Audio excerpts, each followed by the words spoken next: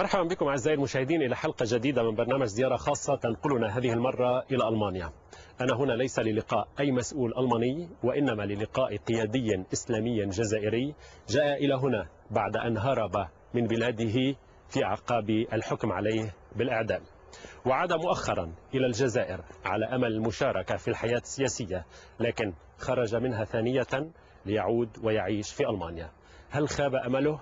هذا واحد من الأسئلة التي سأطرحها على الرئيس السابق للهيئة التنفيذية للجبهة الإسلامية للإنقاذ في الخارج، رابح كبير، في زيارة خاصة.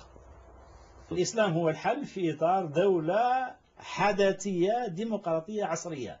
لا أريد استنساخ الماضي، لأن الماضي يقرأ للعبرة، أما استنساخه وإعادته فالحقيقة ضرب من الجنون ثم تخلف. تقبل مثلا بحزب شيوعي في هذه الدولة الإسلامية؟ بكل تأكيد أنا قلت هذا الكلام. فالناس أحرار، لأنه لو تسأل صاحب الحزب الشيوعي فيقول لك أنا مسلم، مرحبا فيك. إذا في مسألة عنده أفكار ثانية فقط، فأفكار ثانية هو يعني مسموح له أن يعرضها على الشعب الجزائري والشعب يختار. الشعب يختار هي مقولة ديمقراطية بامتياز باتت تتردد كثيرا في خطاب رابح كبير الذي قرر الابتعاد عما بقي من الجبهة الإسلامية للإنقاذ المحظورة في الجزائر.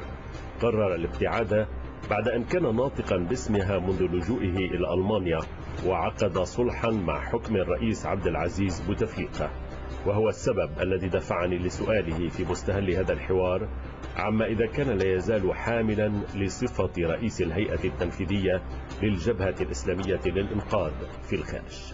والله الجبهة الإسلامية للإنقاذ يعني عمليا بالنسبة إلينا كحزب انتهى دورها، يعني نتكلم عليه كتاريخ، أما كحزب له الفعالية ما زال لنا أنصار، ما زال لنا قيادات، ما زال جزائريين متعاطفين مع التوجه، لكن كحزب غير موجودة. يعني هذا الأمانة هي بعد تقريب، بعد الهدنة، بعد آخر شيء بعد دخولنا نحن الجزائر، العمل في إطار